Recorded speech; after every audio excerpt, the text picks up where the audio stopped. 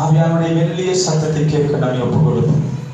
இந்த இடத்திலே ஒரு மனிதனுடைய சத்தத்தை அல்ல, ஒரு மரித்து போன தெய்வத்துடைய சத்தத்தை அல்ல, உயிருள்ள ஆண்டவர், எப்பொழுதும் நம்மோடு கூட பேசுகிற தெய்வம், எப்பொழுதும் நம்மோடு கூட உலாவுகிற ஆண்டவர், நமத்திலே வாசம் பண்ண விரும்புகிற தெய்வம், அவருடைய சத்தத்தை கேட்க நம்ம ஒப்பு கொடுக்க போகிறோம். கண்களை மூடி தேவனுடைய ஆவியானவரோடு பேசுங்கள் சொல்லி உள்ளத்தின் ஆழத்தில் நாம் ஒப்பு கொடுக்கிற பொழுது நாம் ஜெபத்தோடு கூட நாம் கடந்து செல்ல போகிறோம். சர்வ வல்லமையுள்ள ஆண்டவரே, எங்களோடு பேசுகிற தெய்வம், ஆண்டவரே ஒரு மரித்து போன தெய்வம் அல்ல, உயிருள்ள ஆண்டவர், எங்களோடு நீ பேசுவதற்காக நாங்கள் காத்திருக்கிறோம். ஆண்டவரே, நீர் அன்றைக்கு ஆண்டவரே இஸ்ரவேல் ஜனங்களோடு என் ஆண்டவர் பேசினீர், அவரோடு கூட இடைப்பட்டு அவருடைய பிரசன்னத்திலே அவர்கள் கண்டார்கள்.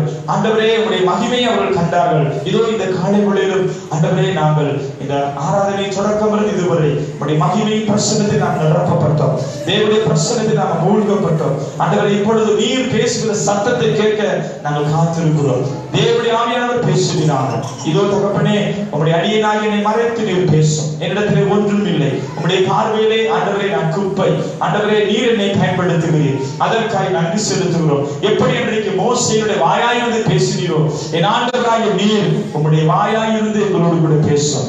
இடைப்படும் தொடும், கண்ணீரோடு வேதனையோடு துக்கத்தோடு வந்திருக்கிறவர்களை கர்த்தர் தொடுகிறார், பலப்படுத்துங்க, தைரியப்படுத்துங்க, ஆசீர்வதிக்கிறார். இந்த இடத்திலே சமாதானத்தோடு கூட போக தேவன் உதவி செய்கிறார். உங்கள் பாதத்திலே எல்லாவற்றையும் தாழ்த்தி உங்களை உயர்த்தி ஒப்புக்கொடுத்து ஜெபிக்கிறோம் ஜீவனுள்ள நல்ல பிதாவே. ஆமென், ஆமென், ஆமென். ஹல்லேலூயா, ஹல்லேலூயா. எத்தனை பேர் இந்த காலை வேளையில தேவனுடைய சமூகத்தில் இருப்பது குறித்து நீங்க சந்தோஷமா இருக்கிறீங்க? ஹல்லேலூயா, ஆமென். நாம் தேவனுடைய வார்த்தையை தியானிக்க போகிறோம். ஆண்டுடைய சத்தத்தை கேட்கும்படியாக நம்மை ஒப்பு கொடுத்து தேவனுடைய சத்தத்தை கேட்க நாம் காத்திருப்போம். உண்மையிலேயே இன்றைக்கு மிகவும் ஒரு ஆசீர்வாதமான காரியத்தை குறித்து நான் உங்களோடு கூட பேச போகிறேன். தேவன் தாமே உங்களோடு கூட இடைப்படுவாராக. ஹல்லேலூயா, ஹல்லேலூயா. இன்றைக்கு அநேக புதியவர்கள் மத்தியில வந்திருக்கிறீங்க. உங்களை ஆண்டவர் இயேசு கிறிஸ்து நாமத்தினாலே உங்களை வாழ்த்தி வரவேற்கிறோம். சபையின் சார்பிலும் விசுவாசிகளின் சார்பிலும் இந்த நாள் உங்களுக்கு ஆசீர்வாதமான நாளாக இருக்கும். காரணம், நீங்க வந்திருக்கிற நாளில் ஒரு முக்கியமான ஒரு செய்திக்குள்ளே நாம் கடந்து போக போகிறோம். ஹல்லேலூயா. இந்த பக்கத்துல பார்க்கிற பொழுது ஒரு சில கதிரைகள், பழைய முகங்கள், வளமையா வர்றவங்களை இந்த நாளில் நம்மளால பார்க்க முடியாமல் இருக்கிறது. என்ன சூழ்நிலைமை, என்ன காரணம் தெரியாது. அநேகர் இந்த நாளிலே தேவனுடைய ஆராதனையை அங்கே விட்டவர்களாய் இருக்கிற வேளையிலே நாம் பார்க்க போறோம். ஆராதனைக்குரிய முக்கியத்துவம் என்ன, ஒரு மனிதன் ஏன் ஆராதிக்க வேண்டும், ஏன் ஒரு மனிதன் சபை கூடுதலுக்கு போக வேண்டும், ஏன் சபை கூடுதலை குறித்து தேவன் அங்கே நமக்கு எழுதி வைத்திருக்கிறார். சபைக்கு போவதனால, தேவனுடைய ஆலயத்துக்கு நாம் செல்கிறதுனால நமக்கு என்ன கிடைக்கிறது, தேவனுடைய ஆலயத்திலே நமக்கு என்ன ஆசீர்வாதம் உண்டு, தேவ சமூகத்திலே காத்திருப்பதனால நமக்கு என்ன கிடைக்கிறது, நாம் தேவனுடைய சமூகத்துக்கு போகிற பொழுது எப்படிப்பட்ட இருதயத்தோடு நாம் போக வேண்டும் என்கிற பல காரியத்தை குறித்து நாம் தியானிக்க போகிறோம். தயவு செய்து வேதத்தை வாசிக்கிறவங்க கையில் எடுத்து வைத்துக் கொள்ளுங்க. பல வேத வார்த்தைகள் நாம் வாசிக்க போகிறோம். உங்களுக்கு ஆதாரமாக நான் தரப்போகிறேன். அதை வாசிக்கிறவர்கள் நீங்க உதவி செய்ய வாசித்து, தயவு செய்து நோட் எடுக்கிறவங்க கரெக்டா அந்த நோட்ஸ் எடுத்துக்கிறீங்க, வீட்டிலே போய் அதை நீங்க தியானிக்கலாம். முதலாவது வாசிக்க போற எபிரேயர்கள் நிருபம் 10வது அதிகாரம் 25வது வார்த்தை. எபிரேயர்கள் நிருபம் 10வது அதிகாரம் 25வது வார்த்தை. புதிய ஏற்பாட்டிலே நாங்க பார்க்கிறோம் 306வது பக்கம்.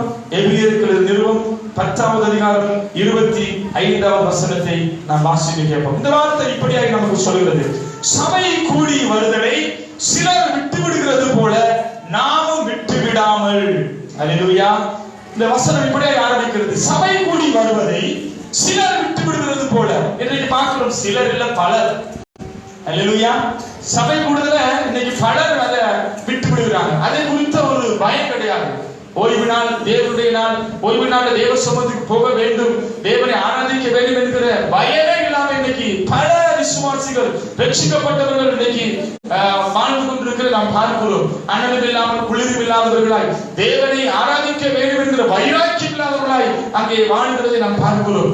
ஆனபடினாலே இந்த பகுதியோடு கூட நாம் வாசிக்க யாத்திராகமத்தின் புஸ்தகம் 12வது அதிகாரம் 16வது வசனத்தை வாசிக்க கேட்போம். ஒருவர் லேவியராகமத்தின் புஸ்தகம் 23:3 எடுத்துக்கொள்வோம். முதலாவது வாசிப்போம்.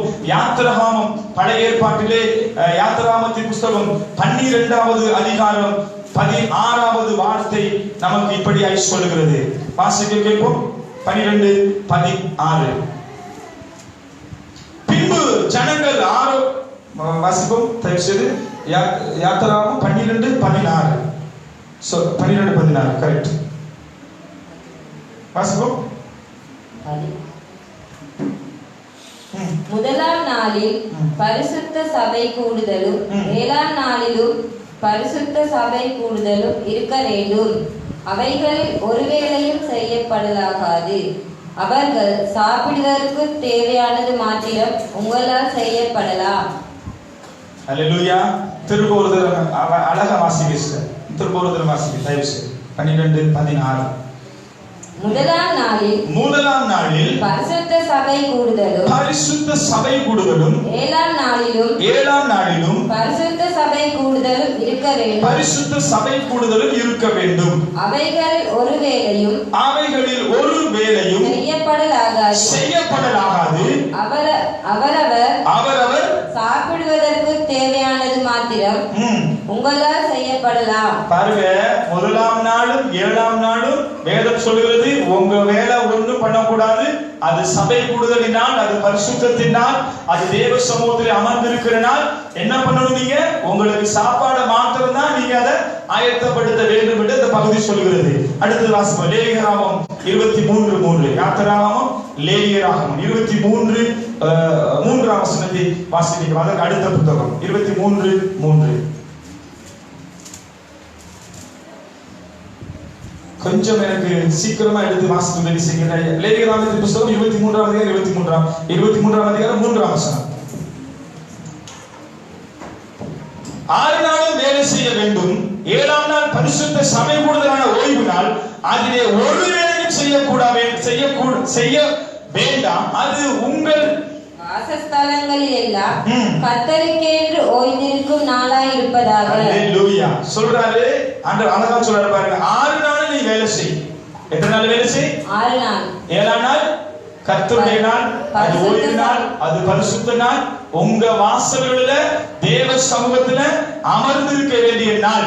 அல்லேலூயா, அல்லேலூயா, ஆமென்.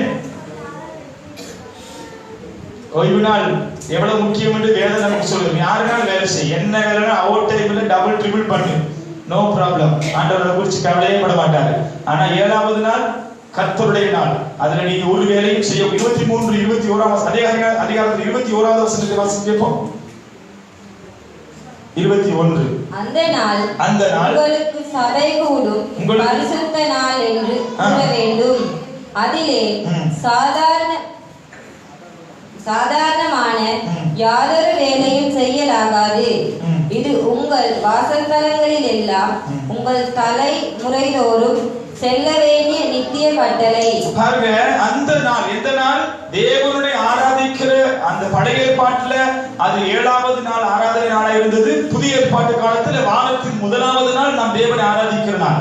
அல்லேலூயா என்று வேதம் சொல்கிறது. வாரத்தின் முதலாவது நாள் அன்றிலே மகதலேனா மரியாள் எனப்பட்டவளும் ஆண்டவராகிய இயேசு கிறிஸ்துவின் கல்லறையிலே போய் நிற்கிற பொழுது அவர் உயிர்த்தெழுந்தார். அவர் உயிர்த்தெழுந்த செய்தி அங்கே கேட்டது.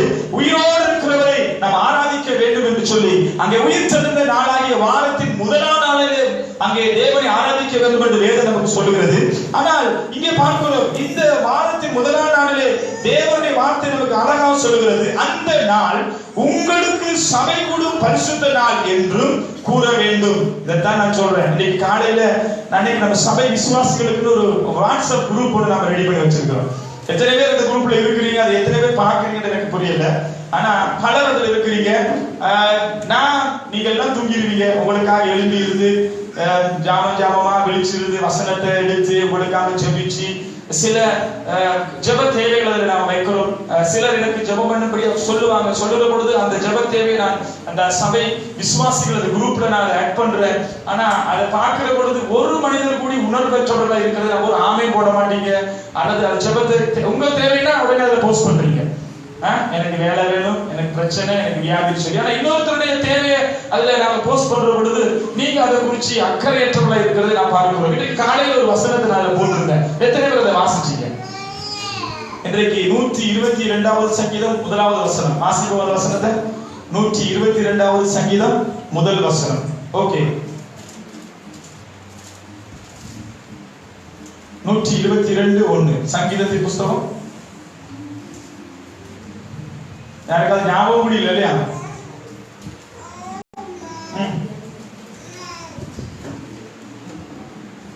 122:1 கர்த்தருடைய ஆலயத்துக்கு போவோம், கர்த்தருடைய ஆலயத்துக்கு போவோம், வாருங்கள் என்று எனக்கு அவர்கள் சொன்ன பொழுது நான் மகிழ்ச்சியாய் இருந்தேன். அல்லேலூயா. நம்ம சபையில் உள்ளவங்களுக்கு சபைக்கு வாங்கன்னு சொன்னா அவங்களுக்கு கடுப்பு வருது. என்ன வருது? இந்த ஆளுக்கு வேலையே கிடையாது, இந்த ஆளு வீட்டுல உட்கார்ந்து இருந்துகிட்டு நம்மளை உயிர் எடுக்கிறாரு. இந்த நாளும் அந்த கூட்டம், இந்த கூட்டம், ஜெப கூட்டம், அந்த கூட்டம், உபவாச கூட்டம், நமக்கு 1000 வேலை இருக்குது, நமக்கு இப்படி எல்லாம் உட்கார்ந்துகிட்டு இருக்கேதுமா. உங்களுக்கு என்ன வருது? ஆண்டவருடைய ஆலயத்துக்கு போவோம் வாருங்கள் சொல்லி என்ன வருது? உடனே சுகர் வந்துடும். ஒரு சிலருக்கு சுகர் வந்துடும். தலையெல்லாம் சுத்துது பாஸ்டர், நல்லா சுத்தம். அல்லேலூயா. ஆமென். சோ ஆண்டவருடைய சமூகத்துக்கு போவோம்னு சொன்ன உடனே என்னது வரணுமா? நீங்க எத்தனை பேர் அந்த மகிழ்ச்சியோட உட்கார்ந்துக்கு எனக்கு தெரியாது. நான் பாருங்க, உங்களுக்கு எல்லாம் ஃபேன் வச்சிருக்கீங்க, எவ்வளவு அழகா ஃபேன் வச்சிருக்கீங்க. ஒரு ஃபேன் பிடிப்படல, 1 மணி நேரம் அதை உட்கார்ந்து கீபோர்டோட பிளே பண்ணி பாட்டை பாடி தொண்டை கிளிய கத்தி எப்படியாவது உங்களை பரலோகத்துக்கு கொண்டு போகணும், பிரசன்னத்துக்குள்ள கொண்டு வரணும், தேவனுடைய பிரசன்னத்தை நீங்க உணரணும், தேவனுடைய மகிமைக்குள்ள உங்களை கொண்டு வரணும்ன்றது என்னுடைய வாஞ்சையுடைய, உங்களை கஷ்டப்படுத்துறதால என்னுடைய வாஞ்சை. நீங்க அதை நீங்க சந்தோஷமா உள்ள வந்து அமர்கிற பொழுதுதான் உங்களுக்கு அது ஆசீர்வாதம். இப்ப பார்க்கிறோம், தேவனுடைய ஆலயத்துக்கு போவோம் வாருங்கள் என்று சொன்ன பொழுது தாவீது என்கிற பக்தனுக்கு என்ன இருந்துச்சா? மகிழ்ச்சி இருந்துச்சா? நமக்கு தூக்கம் தான் வருது. காலையில சிலர் எல்லாம் வச்சு தூங்குவாங்க. காலையில எப்படியாவது நான் சர்ச்சுக்கு போறேன். சிலர் நிறைய பேருக்கு தெரியும், காலையிலே நைட் இருப்பெல்லாம் எடுத்து அயன் பண்ணி வச்சுட்டு இருப்பாங்க. விடிய காலம் உங்களுக்கு தூக்கம் போயிடும். கேட்டா சொல்ல, ஐயோ பாஸ்டர் எல்லாம் ரெடி பண்ணி வச்சிருந்தேன், எனக்கு என்ன ஆயிடுச்சு? எனக்கு தூக்கம் போயிடுச்சு பாஸ்டர். அல்லேலூயா. தூக்கம் போயிடுச்சு சொல்லுவாங்க. ஆனா அந்த அந்த தாகம் இல்ல. நான் வாசிக்கிறேன் யாத்திராகமம் புத்தகம் 20ஆம் அதிகாரம் 10ஆம் வசனம். ஒரு சில வசனங்களை வாசிக்க இருக்குது. யாத்திராகமம் 20:10 திருப்பி கொடுவோம். இன்னொருத்தர் யாத்திராகமம் 31:15 எடுத்துக்கிறேங்க. யாத்திராகமம் 20:10 வாசிக்க கேட்போம். 20:10. ஏழாம் நாளோ தேவனாகிய கர்த்தருடைய ஓய்வு நாள், அதிலே நீயானாலும் உன் குமாரனானாலும் உன் குமாரத்தியானாலும் உன் வேலைக்காரனானாலும் உன் மிருக ஜீவனானாலும் உன் ஆடு மாடானாலும் உன் வாசல்களில் இருக்கிற அந்நியனானாலும் யாதொரு வேலையும் செய்யக்கூடாது. அல்லேலூயா. அப்படி நீ வேலை செஞ்சா பழைய ஏற்பாட்டோட என்ன தண்டனை? வாசிங்க யாத்திராகமம் 35:2. அதே புத்தகம் 35ஆம் அதிகாரம் 2ஆம் வசனம். இன்னைக்கு இதெல்லாம் தெரியாம ஒரு சிலர் விளையாடிக்கிட்டு இருக்கிறாங்க. ஆண்டவர் இரக்கம் உள்ளவர், கிருபை உள்ளவர், அன்புள்ளவர். ஆனா அவருக்கு 2 முகம் இருக்கு. இன்னொரு முகத்தை பார்த்தீங்கன்னா யாத்திராகமம் 35:2 வாசிங்க கேட்போம். நீங்கள் 6 நாள் வேலை செய்ய வேண்டும். 7ஆம் நாளோ உங்களுக்கு பரிசுத்த நாளாய் இருப்பதாக அது கர்த்தருக்கென்று ஓய்ந்திருக்க வேண்டும். ஓய்வு நாள் அதிலே வேலை செய்கிறவன் எவனும் கொலை செய்யப்பட வேண்டும். பழைய ஏற்பாடு சொல்லுது, கல்லெறிச்சு கொள்வாங்க. ஓய்வு நாள் அலட்சியமா எண்ணிக்கிட்டு ஒரு சொந்த வேலையை பார்த்துக்கிட்டு ஒரு சொந்த காரியத்தை செஞ்சுக்கிட்டு ஓய்வு நாளில நீ தேவன் அசட்டை பண்ணிக்கிட்டு தேவனுடைய நாளை, தேவன் கொடுத்த நாளை பரிசுத்தமா கடைபிடிக்காம, பரிசுத்தமான சமூகத்தில் அமர்ந்திருக்காம, தேவ பயம் இல்லாம, தேவனை நோக்கி பார்க்காம, தேவனை தேடாம வாழுகிறவர்களை தேவன் பழைய ஏற்பாட்டில் என்ன சொல்லிருக்காரு? கொலை செய்வார்களாம். வாசிக்க கேட்போம். யாத்திராகமம் அதே அதிகாரம் 31ஆம் அதிகாரம் 15வது வசனம். சீக்கிரமாய் 31:15.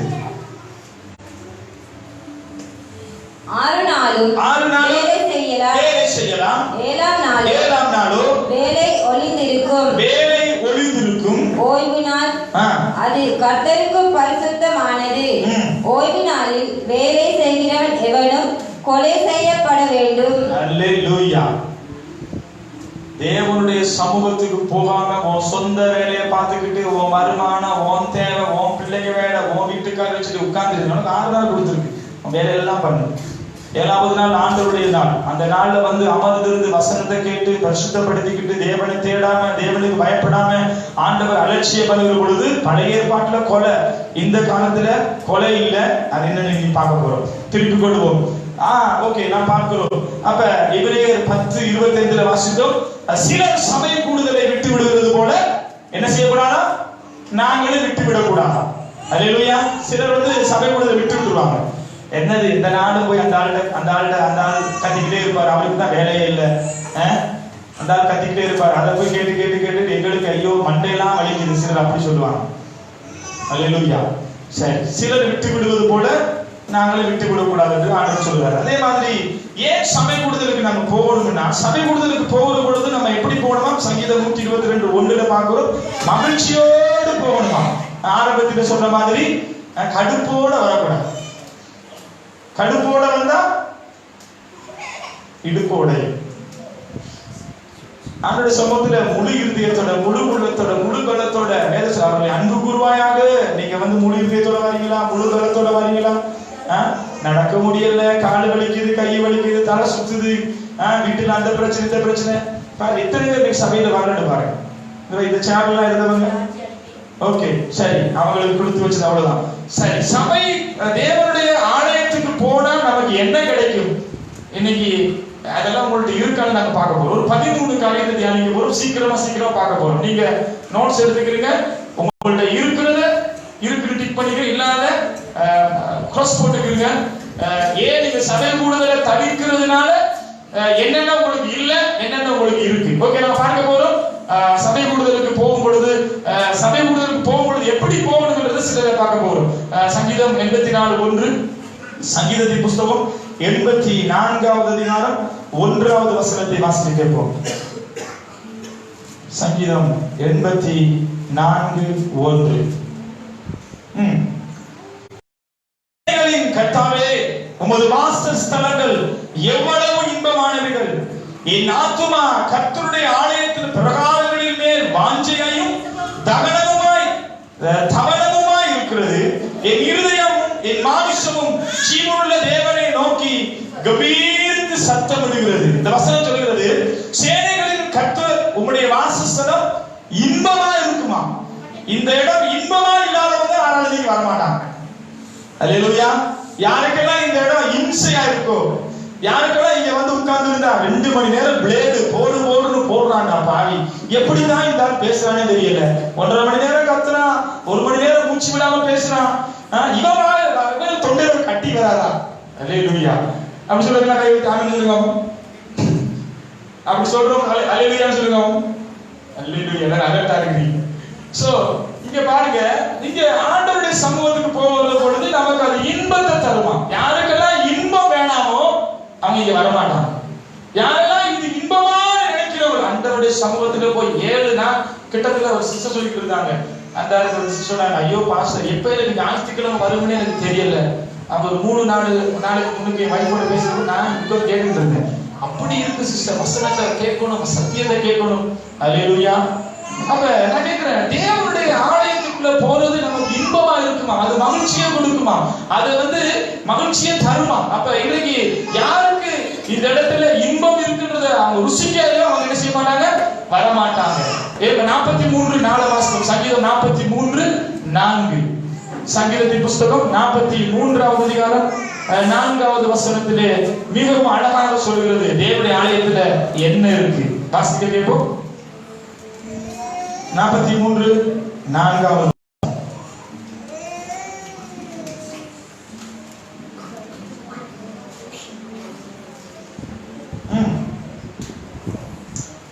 அப்பொழுது நான் தேவனுடைய பீடத்தண்டைக்கும் எனக்கு ஆனந்த மகிழ்ச்சியா இருக்கிற தேவனிடத்திற்கும் பிரவேசிப்பேன்.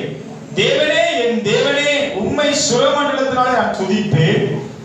ஆண்டவருடைய வார்த்தைக்கு சொல்கிறது, ஆண்டவருடைய சமூகத்துல நான் போகிற பொழுது என்ன செய்வாராமா, எனக்கு அது ஆனந்த மகிழ்ச்சியா இருக்குமா.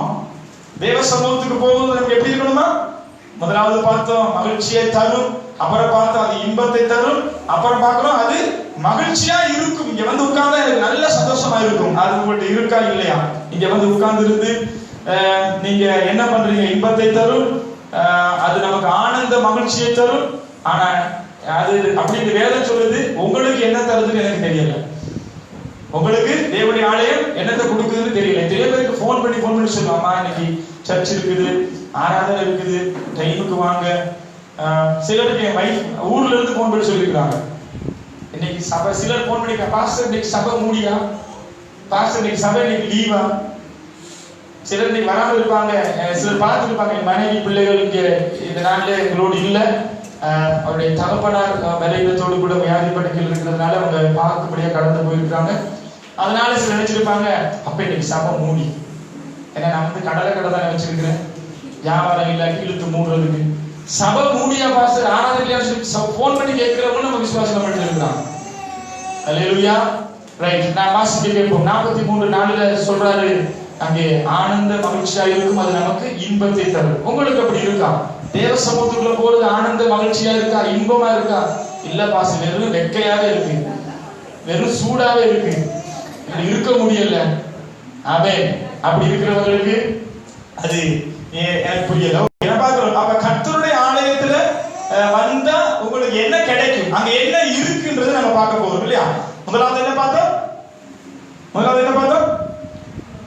மகிழ்ச்சியா இருக்கும். இரண்டாவது இன்பத்தை தரும். மூன்றாவது ஆனந்த மகிழ்ச்சியா இருக்கும். இது எல்லாமே ஒண்ணுதான், ஆனா ஒவ்வொன்றுக்கு ஒவ்வொரு டேஸ்ட். நம்ம சொல்லுவோம், ஒரே சிக்கனை வச்சுதான் என்ன செய்வோம், பல வெரைட்டிஸ் போடுவோம் இல்லையா? சிக்கன் 65 ஒருத்தன் சொல்லுவோம், ஆனா ஒரே சிக்கன் தான், ஆனா ஒரே ஆலயம் தான், ஒவ்வொரு விதமான டேஸ்ட் நமக்கு தரும், ஒவ்வொரு விதமான பிளஸிங் நமக்கு அது தரும். ஓகே, கர்த்தருடைய ஆலயத்துல என்ன இருக்கு, இங்க வந்தா உங்களுக்கு என்ன கிடைக்கும், என்ன இருக்குன்றதை பார்க்க போறோம். எசேக்கியேல் 43:12 வாசிக்க கேட்போம். எசேக்கியேல் 43:12 பழைய ஏற்பாட்டுல எசேக்கியேல் 43வது அதிகாரம் 1019வது பக்கம், 1019வது பக்கம், எசேக்கியேல் புத்தகம் 12வது அதிகாரம் 43வது அதிகாரம் 12வது வசனம் சொல்கிறது, ஆலயத்துல என்ன இருக்குமா? வாசிப்போம். எசேக்கியேல் 1019வது பக்கம் நான் வாசிக்கிறேன். ஆலயத்தினுடைய பிரமாணம் என்னவென்றால், மலை உச்சியின் மேல சுற்றிலும் அது எல்லை எங்கும் மிகவும் பரிசுத்தமாய் இருக்கும். இது ஆலயத்தினுடைய பிரமாணம். பார்க்கிறோம், ஆலயத்துக்குள்ள என்ன இருக்குமா? என்ன இருக்குமா? பரிசுத்தம் இருக்குமா? அல்லேலூயா. என்ன இருக்கு ஆலயத்துல? வேதம் சொல்கிறது, நான் பரிசுத்தராய் இருக்கிறது போல நீங்களும் பரிசுத்தராய் இருங்கள். பரிசுத்தம் இல்லாமல் ஒருவனும் தேவனை தரிசிக்க முடியாது. அப்ப பரிசுத்தம் இருக்கிற இடத்துலதான் பரிசுத்தவானும் இருப்பான். தேவனுடைய ஆலயத்துல என்ன இருக்கா? பரிசுத்தம் இருக்கான். அப்ப இங்க வர முடியாத இடத்துல என்ன இல்ல? என்ன இல்ல? ஐயோ, அங்க நமக்கு செட் ஆகல. ஏன் செட் ஆகல? அங்கெல்லாம் பரிசுத்தம். அங்க போனா கையத்துக்கு சொல்லுவாரு, கண்ணை மூட சொல்லுவாரு, அந்த ஆளு பாட்டு படிக்க சொல்லுவாரு. நமக்கு அதெல்லாம் சரி வராது. நம்மள்கிட்ட அதெல்லாம் கிடையாது. நம்ம எப்படி இருப்போம்? எப்பவுமே பரிசுத்தத்தை இழந்து போய் தெரியும். அப்ப தேவனுடைய ஆலயத்துக்குள்ள நம்ம வந்தா நம்ம பரிசுத்தமா மாற்றப்படும். என்ன பரிசுத்தம்? சிந்தை, செயல், கண்கள், பார்வை, நம்முடைய இருதயம், நம்முடைய நோக்கங்கள், நம்முடைய கைகள், கால்கள், நம்முடைய நடைமுறை, பேச்சு எல்லாமே டோட்டலா அப்படியே அது பரிசுத்தமாய் மாறும். அப்ப தேவ சமூகத்துல நாம் வருகிற பொழுது நம்ம பரிசுத்தத்தை பெற்றுக்கொள்கிறோம், பரிசுத்தமா நாம மாறுகிறோம். யாரு தேவ சமூகத்தை அலட்சியம் பண்றானோ அவனிடத்துல என்ன இல்ல, நீங்களே போட்டுக்கிறீங்க. அடுத்து வாசிக்க யோவேலுக்கு எழுதின நிருபம் 13வது அதிகாரம் 17வது வசனம். யோவேலின் புஸ்தகம், யோவேல் 3வது அதிகாரம் 17வது வசனம். எடுத்தவர்கள் கொஞ்சம் மாசத்துக்கு உதவி செய்யப்படியா கேட்கிறேன். பழைய ஏற்பாட்டுல யோவேலின் நிருபம் எடுத்துட்டீங்களா?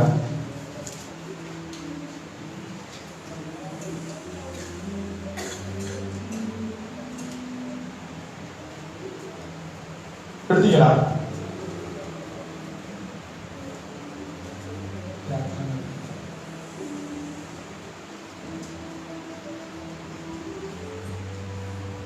யோவேலுக்கு எழுதின நிருபம்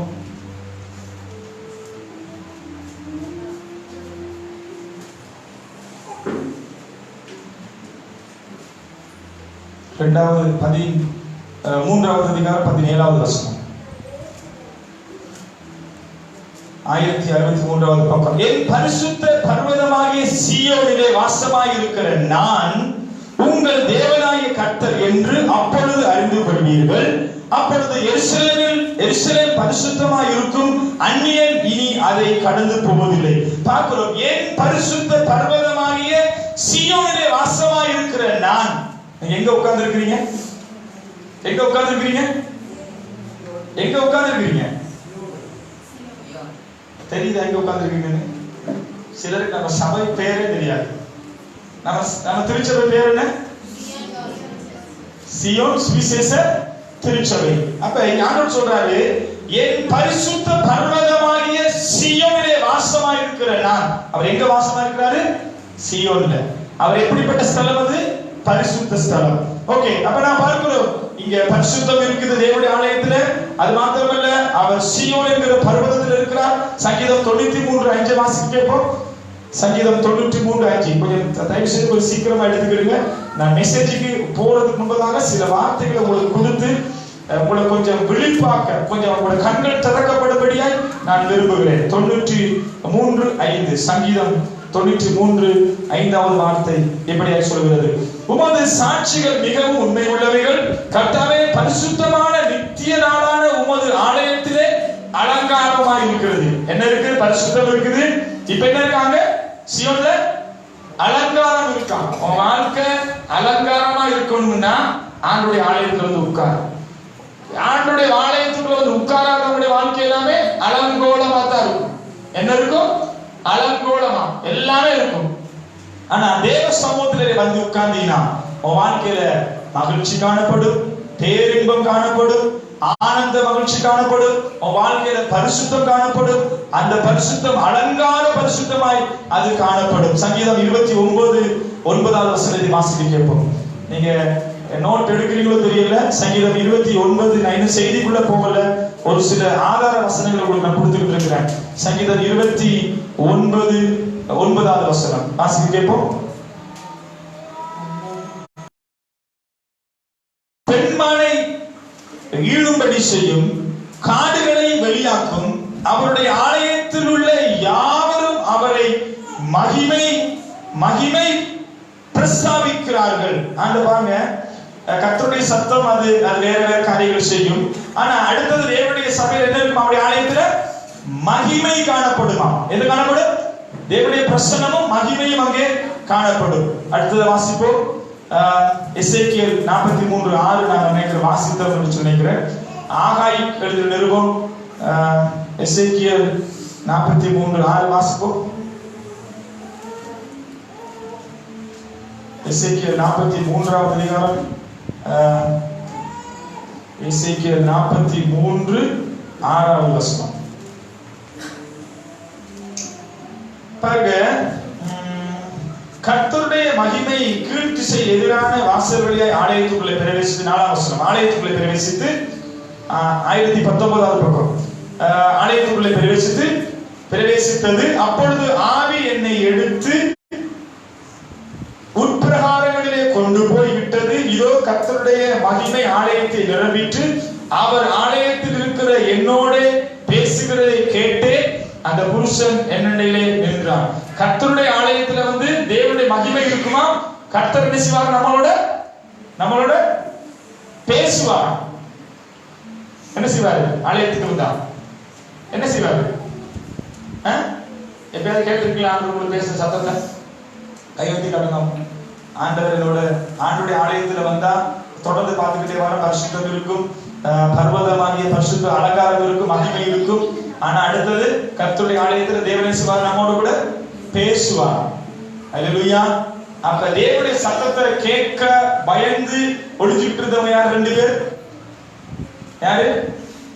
தேவன் பேசுறத கேட்க முடியாம ஒளிஞ்சிட்டு இருந்தாங்க 2 பேர். யாரு?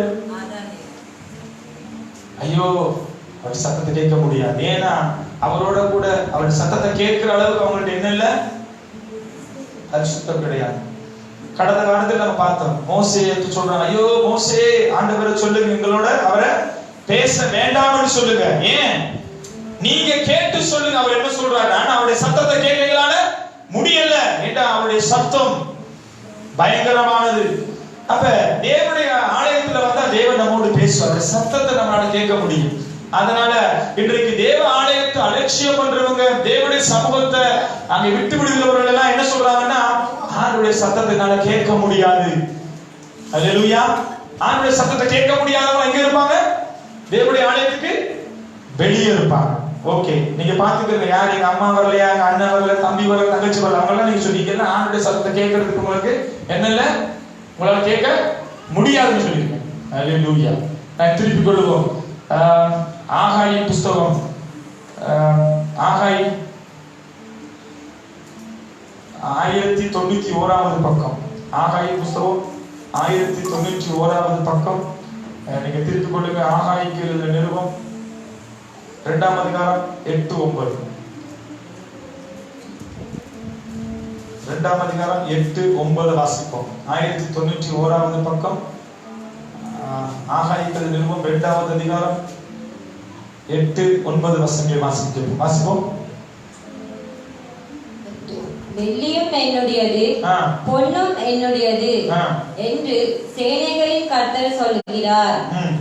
முந்தின ஆலயத்தின் மகிமையை பார்க்கிலும் இந்த பிந்தின ஆலயத்தின் மகிமை பெரியதா இருக்கும் என்று சேனைகளின் கர்த்தர் சொல்கிறார். இவ்விடத்தில் சமாதானத்தை கட்டளையிடுவேன் என்று சேனைகளின் கர்த்தர் உரைக்கிறார் என்று சொல்கிறார். அல்லேலூயா. வசனம் சொல்லுது, வெள்ளியும் என்னுடையது, பொன்னும் என்னுடையது. சரி, அப்படி ஆண்டவருடைய கர்த்தர் சொல்கிறாரு. பார்க்கிற முந்தின ஆலயத்தின் மகிமை பார்க்கல, பிந்தின ஆலயத்தின் மகிமை பெரிதா இருக்கும் என்றும் சேனைகளின் கர்த்தர் சொல்கிறார். இவ்விடத்துல சமாதானத்தை கட்டளையிடுவேன் என்று சேனைகளின் கர்த்தர் சொல்கிறார். தேவனுடைய ஆலயத்துக்கு வந்தா உங்களுக்கு என்ன கிடைக்கும்? என்ன கிடைக்கும்? எங்க சமாதானம் இருக்குன்னு சொல்றார் ஆண்டவர். எங்க சமாதானம் இருக்கு? அப்ப ஆலயத்துக்கு வராதவர்கள் எப்படி சமாதானம் கிடைக்கும்? யார் யாரெல்லாம் ஆலயத்துல, இந்த இவங்க அம்மா இருக்காங்க, எங்க அம்மா சர்ச்சுக்கு ஒழுங்கா வரமாட்டாங்க. எப்ப பார்த்தாலும் ஐயோ எனக்கு அந்த பிரச்சனை இந்த பிரச்சனை சொல்லுவாங்க இல்லையா? எப்ப பார்த்தாலும் பிரச்சனை, வீட்டுல பிரச்சனை, சமாதானம் இல்லை. ஏன் சமாதானம் இல்லை? அந்த அங்க ஒரு சிஸ்டர் உட்கார்ந்து இருக்கிறாங்க. அவங்க மகன் போன் பண்ணுனா, ஐயோ பாஸ்டர் எனக்கு அப்படி பிரச்சனை இப்படி பிரச்சனை, சபைக்கு வர மாட்டாங்க. அப்ப தேவ சமூகத்துல வந்து அமர்ந்திருந்தா தான் உங்களுக்கு சமாதானம் கிடைக்கும். சமாதானத்தை நீங்க எங்கெல்லாம் தேடி ஓடுறீங்க, அடுத்த வீட்டுக்காரோட உட்கார்ந்து பேசுறீங்க, எல்லாத்தையும் நீங்க முயற்சி பண்றீங்க, எப்படியாவது ஒரு சமாதானத்தை தேடிக்கலாம். நத்தி உங்களுக்கு சமாதானமே கிடைக்காது. நான் வேதம் சொல்கிறது, சமாதானத்தை நான் எங்க வச்சிருக்கிறேன்? தேவனுடைய ஆலயத்துல வச்சிருக்கிறேன். தேவ ஆலயத்துக்குள்ள நீ வந்தா மாத்திரம் தான் உனக்கு சமாதானமும் உனக்கு உண்டாகும். அல்லேலூயா. பிலிப்பியர் 4:19 வாசிக்க கேட்போம். பிலிப்பியர் பழைய ஏற்பாட்டுல புதிய 4:19 இந்த வசனம் மிகவும் தெளிவாய் சொல்லுகிறது.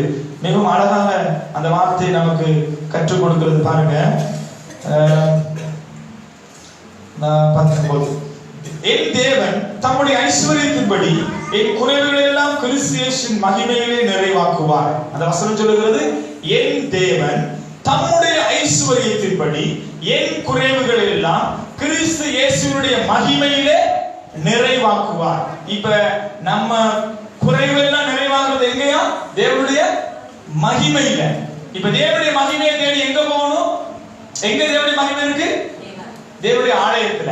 இப்ப தேவனுடைய ஆலயத்துல போய் அவருடைய மகிமையில நீ உட்கார்ந்தீனா, அவர் என்ன சொல்றாருன்னா, தம்முடைய குறைவுகளை எல்லாம் கிறிஸ்து இயேசுவின் மகிமையிலே அவர் என்ன செய்வாரா? நிறைவாக்குவார். அந்த வசனம் அழகா சொல்லுது பாருங்க. என் தேவன் தம்முடைய ஐஸ்வர்யத்தின்படி, அவரிடத்துல சொன்ன மேல வாசிச்சோம், வெள்ளியும் என்னுடையது, பொண்ணு என்னுடையது. அப்ப ஐஸ்வர்யம் யார்கிட்ட இருக்குது? அவர்கிட்ட இருக்கு. இன்னைக்கு நம்ம தேடுகிற ஐஸ்வர்யத்தை பெற்றுக் கொள்றதுக்கு ஆண்டவர் சொல்றாரு, அந்த ஐஸ்வர்யம் என்னுடைய மகிமையில தான் இருக்கு. கிறிஸ்து இயேசுவின் மகிமையினாலே தம்முடைய ஐஸ்வர்யத்தின்படி உங்கள் குறைவெல்லாம் அவர் என்ன செய்வாரா? நிறைவாய் மாற்றுவாராம். அப்போ உங்க குறைவு நிறைவாய் மாறணும், உங்களுக்கு ஐஸ்வர்யம் உண்டாகணும்.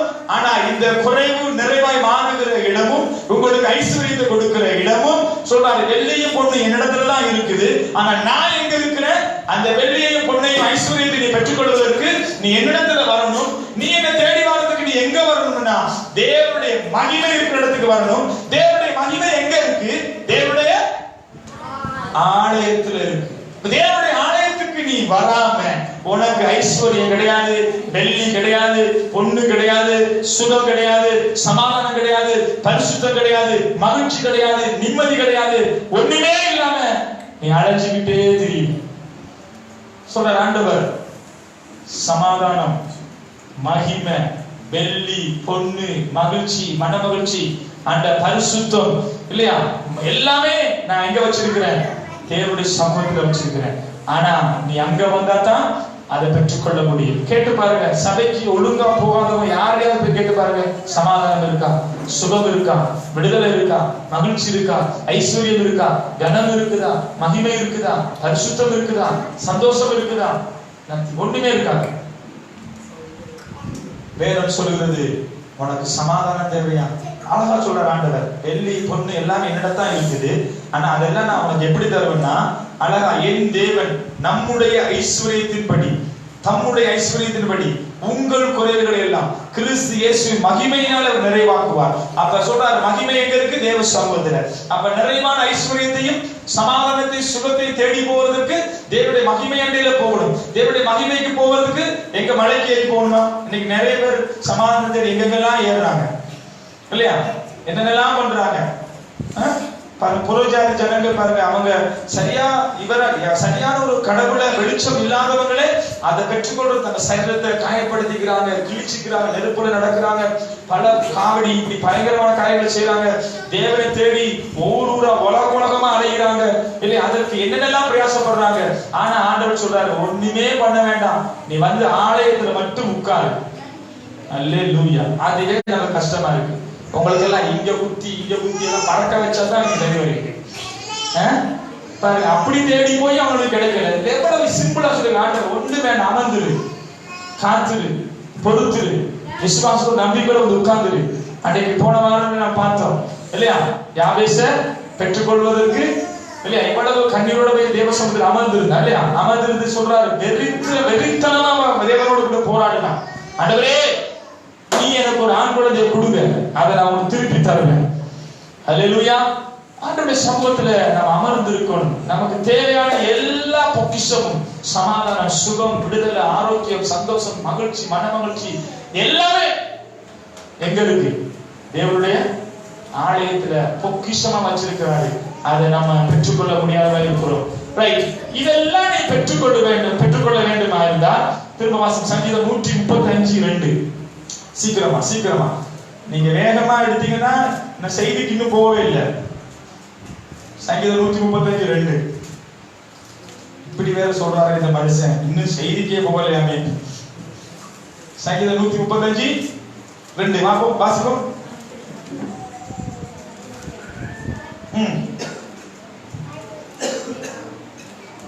கர்த்தருடைய வீட்டிலும் நமது தேவனுடைய ஆலய பிரகாரங்களிலும் நிற்கிறவர்களே கர்த்தரை துதியுங்கள்.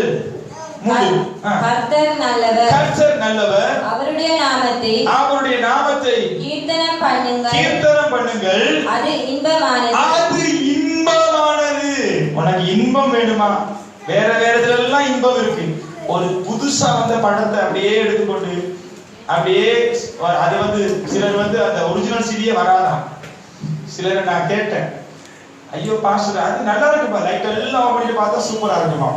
அல்லேலூயா. அது வந்து அப்படியே பின்னி இருக்கு, ஒரிஜினலே இருக்காது. அதுல ஒரு இன்பம் மணித்தியால கணக்குல அப்படியே. நேற்று ஒருத்தர் நான் சந்திச்சேன், ஐயோ பாஸ்டர் அதே கேக்குறீங்க பாஸ்டர், எனக்கு எல்லாமே சரி, ஆனா இந்த படத்துலதான் எனக்கு பயங்கர கேள்வி மாதிரி பாஸ்டர். என்ன அப்படி சொல்றீங்க? ரசிக்கப்பட்டவர், ஆனா ஒரு பிரச்சனை இருக்கு பாஸ்டர், டிவியை போட்டு எனக்கு தூக்கம் வந்துரு பாஸ்டர். அது அழகா சொல்றாரு, ஏதாவது ஒரு புது படம் வந்துருச்சுன்னா ஓடி போய் சீடியை வாங்கிட்டு வந்துருவாங்க. வாங்கிட்டு வந்து அன்னைக்கு ராத்திரி நேரத்துக்கெல்லாம் சமையல் எல்லாம் சாப்பிடுங்க எல்லாம் ரெடி பண்ணிட்டு பாயெல்லாம் விரிச்சு எல்லாம் செஞ்சு என்ன செய்வாங்க, லைட் எல்லாம் போட்டு சாப்பிடுங்கட்டு படத்தை ரொம்ப இன்ட்ரெஸ்டா பாக்குறதுக்கு அவர் தான் முற்படுவாராம். டிவியை போட்டு 10 நிமிஷத்துலேயே எனக்கு தூக்கம் வந்துடும் பாஸ்டர் சொல்றாரு. நான் தான் ரொம்ப ஆசையா அதை வாங்கிட்டு வருவேன், பார்க்கணும், நான் தான் எல்லாரும் ஆயத்தப்படுது. அன்னைக்கு ஸ்பெஷலா சாப்பாடு வேற நான் தான் பண்ணுவேன். அந்த மனுஷ சாப்பாடு லேட் ஆகும், சீக்கிரமா பார்க்கணுன்றதுக்காக. பாருங்க, உலகத்துல எதுலாம் இன்பம் இருக்குன்னு பாருங்க. போன் எடுத்து hi darling how are you are you okay இப்படி எல்லாம் பேசுறதுல எல்லாம் இன்பம் இருக்கு.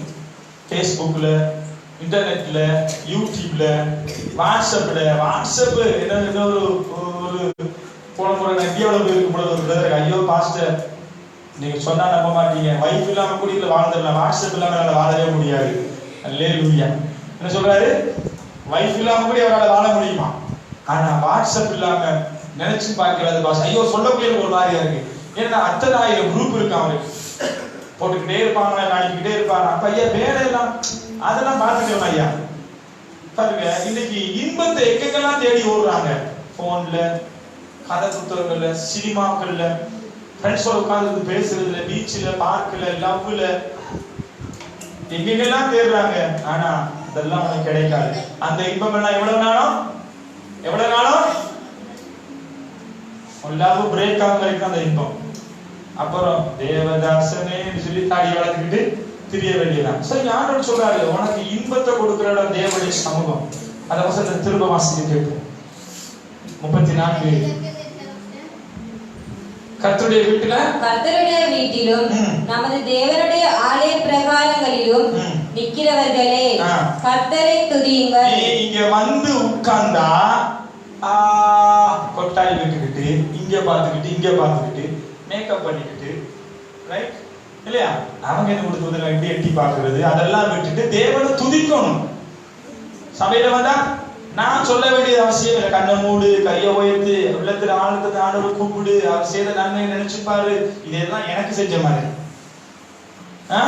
இப்ப ஆண்டுடைய ஆலயத்துல நீ வந்து உட்கார்ந்து இருந்தா அவனுக்கு எல்லாம் தருவாரு. எப்ப தருவார்? நீ அவரை துதிச்சாதான் தருவார். சும்மா ஆண்டவரை துதி கொடுக்கிறவர் கிடையாது. நீ வந்து உட்கார்ந்து ஆண்டவர் சமூகத்தில், ஆண்டவரே நீ செய்த நன்மைகளுக்காக ஸ்தோத்திரம் ஆண்டவரே, என் ஆண்டவர் செய்த நன்மைகளுக்காக ஆண்டவர் நான் நன்றி செலுத்துகிறேன். அன்பாக எனக்கு சிலுவை வசனத்தை சொல்லும்போது ஆண்டவர் நான் நிற்பது நிர்மூலமாக அவனுடைய சுத்த கிருபை, ஆண்டவர் கிருபை இல்லாம இதுவரை வந்திருக்க முடியாது. நீ வாயை திறந்துதான் துதிக்க மாட்டேங்கிற. சோ பாட்டுல சரி, ஐயோ உண்மை ஆண்டவரே, அழகான கண்கள் என்னை கண்டதுனால எல்லாமே முடிந்தது நினைத்து நான் உயிரோட வாழ்ந்துகிட்டு இருக்கிறேனே ஆண்டவரே, அந்த தேவனுக்கு நான் நன்றி செலுத்துறேன்னு சொல்லி நீங்க ஆண்டவரை நீங்க சபையில வந்து உட்கார்ந்து துதிக்கிற பொழுதுதான் உங்களுக்கு என்ன கிடைக்கும்? ஆசீர்வாதம் கிடைக்கும். அது மட்டும் இல்ல, அதோட கர்த்தர் நல்லவர் என்பதை நீங்க என்ன செய்யணுமா? ருசிக்கணுமா? அல்லேலூயா. ருசிச்சாதான் உங்களுக்கு துதி வரும். என்னுடைய 2-3 நாளா எங்க வீட்டுல என்னுடைய மனைவி இல்லை. இப்ப நான் மனைவிய ரொம்ப மிஸ் பண்றேன். நான் இப்பதான் யோசிக்கிறேன், எவ்வளவு ருசியா சமைச்சு கொடுத்தாங்க. காலையில டீ குடியில கொடுத்து தெரியல. முதல் நாள் வைஃப் போன் பண்ணி, இப்ப இதை எடுங்க, தண்ணியை கொதிக்க வைங்க, சீனியை போடுங்க, தேயிலையை போடுங்க, நான் நெஸ்கோஃபியை தேயிலையை ஒன்னா போடுங்க. ரைட், பார்த்தா எல்லாம் தேடுறேன், தேயிலை மாதிரி வருது. தொடர்ந்து பார்த்தா அது சின்னதா கடுகு மாதிரி இருக்காங்க, சின்ன அதெல்லாம் இருக்கு போட்டு, எது தேயிலை எது கடுகு கூட தெரியல. சரி பரவாயில்ல பார்த்துக்கணும்னு சொல்லி போட்டு அடிச்சு நேற்று ஒரு டீ. இப்ப ஆண்டவர் ருசி நான் மனைவியோடு இருக்கிற பொழுது எல்லாமே எனக்கு பர்ஃபெக்டா, பெட்ல காபி வரும், எல்லாமே எனக்கு பண்ணி கொடுப்பாங்க. இந்த 2 நாள் நான் ரொம்ப அவங்களை மிஸ் பண்றேன். என்னன்னா அவங்களை நான் ருசிச்சபடினால அந்த ருசி இல்லையே, அவங்க உதவி இல்லையே சொல்லி நான் வேதனைப்படுறேன். அல்லேலூயா. சோ ஆண்டவர் நம்ம முதல்ல ருசிக்க பழகணும். நான் வாசிப்போம் சங்கீதம் 134 1 2 3 வாசிப்போம். சங்கீதத்தின் புத்தகம் 134 1 2 3 வாசிச்சு இப்ப அதான் வாசிச்சோம் இல்லையா? Right, okay. 1ஆம் வசனம் 2ஆம் வசனத்தை வாசிப்போம். இதோ இராக்காலங்களில் கர்த்தருடைய ஆலயத்தில் நிற்கும் கர்த்தரின் ஊழியக்காரரோ, நீங்கள் எல்லாரும் கர்த்தரை ஸ்தோத்தரியுங்கள். முதலாவது நீங்க ஆலயத்துல வந்து அவரை ஸ்தோத்தரிக்கணும். அடுத்தது உங்கள் கைகளை பரிசுத்த ஸ்தலத்திற்கு நேராக எடுத்து கர்த்தரை ஸ்தோத்தரியுங்கள். திரும்பவும் நீங்க கையை உயர்த்தி ஆண்டவரை ஸ்தோத்தரிக்கணும். வானத்தையும் பூமியையும் உண்டாக்கின கர்த்தர் சியோனில் இருந்து உன்னை ஆசீர்வதிப்பாராக. நீ இத செஞ்சாதான் உனக்கு ஆசீர்வாதம். சபையில வந்து சும்மா போட உனக்கு ஆசீர்வாதம் கிடையாது. சரி, இன்னையிலிருந்து தீர்மானம் இந்த பாபான்னு உயிர் எடுக்கிறாரு தானே, பாப்போம், நான் வந்து உட்கார்ந்து இருந்துட்டு போறேன், பரவாயில்ல, பல்ல கடிச்சிட்டு 2 hour தானே, பஞ்சம் தானே வச்சுக்கிட்டு வரேன் காதுல, அட்ஜஸ்ட் பண்ணிக்கணும். அப்பயாவது இந்த நான் தேடுற இந்த இன்பம், இந்த மகிழ்ச்சி, இந்த என்ன சொல்ற சந்தோஷம், இந்த சமாதானம், இந்த ஐஸ்வர்யம், இந்த கனம் இதெல்லாம் கிடைக்குதுன்னு சொல்றாரு. பரவாயில்ல, வந்து உட்கார்ந்து இருப்போம், கடைசி வரைக்கும் உனக்கு கிடைக்காது. நீ சும்மா உட்கார்ந்துருந்தா கிடைக்காது. ஆண்டவர் சொல்றாரு, அழகா சொல்றாரு, அவரை ஸ்தோத்திரம் பண்ண வேணும், அவரை ருசிக்கணும், அவரை துதிக்கணும், அவரை கையை உயர்த்தி தேவனை ஆராதிக்கணும். உன் வாழ்க்கையில கையை உயர்த்தி நீ தேவனை ஆராதிக்காட்டி, நானா ஜெபிப்பேன், ஆண்டவரே கையை உயர்த்தி ஆராதிக்காம இல்லாத கையை எடுத்து போட்டுக்கான்னு தான் ஜெபம் பண்ணணும். கை என்னது கொடுத்தாரு உங்களுக்கு? மூக்கு முட்டை 3 நேரம் கொட்டுறதுக்கா? எழுதி வச்சிருக்காரு இல்லையா? உன் கையை உயர்த்தி, ஆண்டவர் கொடுத்தது சாப்பிடுறதுக்கு இல்ல, மனுஷி சரி உனக்கு தீட்டி விட்டுருவோம் கையிலாட்டி, ஆனா அவன் கையை தேவனுக்கு பயன்படுத்து. கையை உயர்த்து, ஆண்டவர் உயர்த்து, உயர்த்தி அவரை நமஸ்காரம் பண்ணு, தொழுது கொண்டு, கண்ணை மூடு.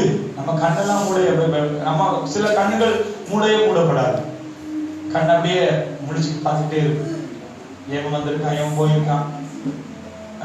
கண்களை மூடி நம்ம தேவனை கையை உயர்த்தி அவர் ஆராதிக்கிற பொழுது நம்ம தேவனை சிவாரா சீயோனில் இருந்து அவர் உங்களை ஆசீர்வதிப்பார். அப்ப நம்ம கரெக்டா சீயோன்ல வந்து உட்கார்ந்து இருக்கணும், ஆனா ஆசீர்வாதம் எல்லாம் உட்கார்ந்து இருக்கணும். ஏன்னா நம்ம தேவனை சரியா தேடாதபடினால நம்ம ஆசீர்வாதத்தை இழந்து போயிருக்கிறோம். சங்கீதம் 100வது அதிகாரம் 2-3 வாசிப்போம்.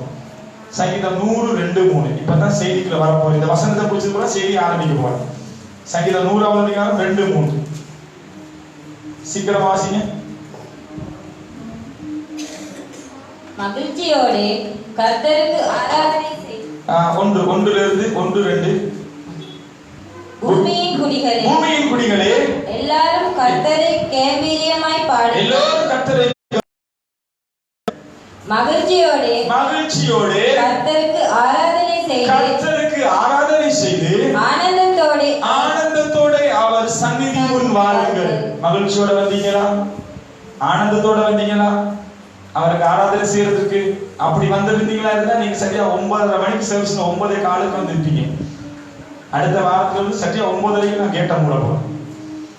இங்க அங்க வெல்கம்ல நீங்க வார என்ன சொல்றது, நல்ல எங்க ஊர் பாசையில சொல்றது, நீங்க வார ஒசிலுக்குள்ள உங்களுக்கு வெல்கம் பண்றதுக்கு ஒரு ஆள் முன்னுக்கு வச்சு உங்களை கும்பிட்டு, வாரம் எத்தனை மணிக்கு? 9 மணிக்கா? 9 மணிக்கு ஆராதனைனா 9:30 மணிக்கு வாரச்சு, 9:30 மணிக்கு ஆராதனை 10 மணிக்கு வாரது, 9:45 வாரது. அதுல வேற உங்களை வெல்கம் பண்றதுக்கு அடுத்த முறை உங்களுக்கு வெல்கம் பண்ண ஆள் வைக்கிற பாருங்க. ஆராதனைக்கு போகும்பொழுது காலையிலே எழுப்பி ஆயத்தப்பட்டு குளிச்சு ரெடியாகி ராத்திரியே நாங்கெல்லாம் எப்படி ஆராதனை ஆயத்தப்படுறது தெரியுமா? தான் அந்த பையனை கேட்டா சொல்லுவாப்பா, அந்த பையனை அரை உயிராக்கிட்டு நேரத்தெல்லாம். ஆண்டவர் அவனை ஆசீர்வதிக்கும். வாழ்க்கையில உண்மையிலே அவன் வேத சொல்லுது, எனக்கு ஒருத்தர் ஊழியம் செய்து அவன் நான் கனப்படுத்துவேன். அவனோட வேலையும் தனிய 2 பேருமா இருந்து ஒருத்தர் கிடையாது. தொடர்ச்சி வரக்குள்ள ஒருத்தர் ஐயோ பாஸ்டர் கமன்னு வாசம் அடிக்குது பாஸ்டர் ஒருத்தர் சொல்லிட்டு போறாங்க. இதெல்லாம் போட்டு ஸ்மெல் எல்லாம் போட்டு தொடச்சி ஸ்ப்ரே எல்லாம் அடிச்சு எல்லாம் தொடச்சி எடுத்து வச்சு எல்லாம் முடிச்சது பிறகு ராத்திரி அதுக்கு பிறகு தூக்கிட்டு பிறகு காலையில் எழுதி வந்து பழையபடி திரும்ப நான் கூட்டினேன். திரும்ப நம்ம நடக்கும் பொழுது டஸ்ட் எல்லாம் போட்டு ஆயத்தம் வேணும். தேவடைய ஆலயத்தோடு நீங்க ஆயத்தமா இருக்கிறீங்களா? சும்மா உட்கார்ந்து இருக்கிறதுக்கு இவ்வளவு கஷ்டம் இல்லை. எவ்வளவு ஆயத்தம் பண்றோம். இதுக்கடையில பிரசங்க ரெடி பண்ணணும், பாட்டு ரெடி பண்ணணும், இதுக்கடையில 2-3 விசிட்டிங் போகணும், 10 பேர் கால் பண்ணி பேசணும், வேலையை வாங்கடா ஆராதனை வந்து உட்காருங்கடா இதெல்லாம் சொல்லணும்.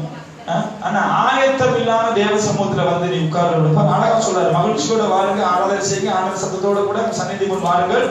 வாசிக்கு 3வது, கர்த்தரே தேவன் என்று அறியுங்கள், நாம் அல்ல அவரே நாம் உண்டாக்கினவர், நாம் அவருடைய ஜனங்களும் அவருடைய மேய்ச்சலின் ஆடுகளுமாய் இருக்கிறோம்.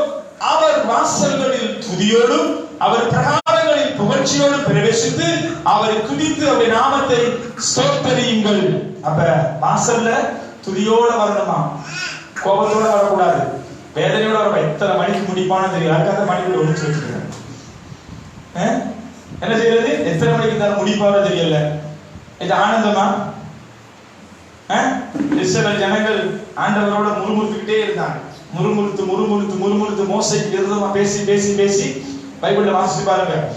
என்ன ஆகும்? யாத்திரா புஸ்தகத்துல அப்படியே நிலம் பழந்து அப்படியே லட்சக்கணக்கான ஆட்கள் நிலத்துக்குள்ள அப்படியே போய் மூடிட்டார். முறுமுறுப்பு தேவனுக்கு அருவருப்பானது. இந்த நாள் அவருடைய நாள். இந்த இப்ப போய் நீங்க என்ன செய்ய போறீங்க?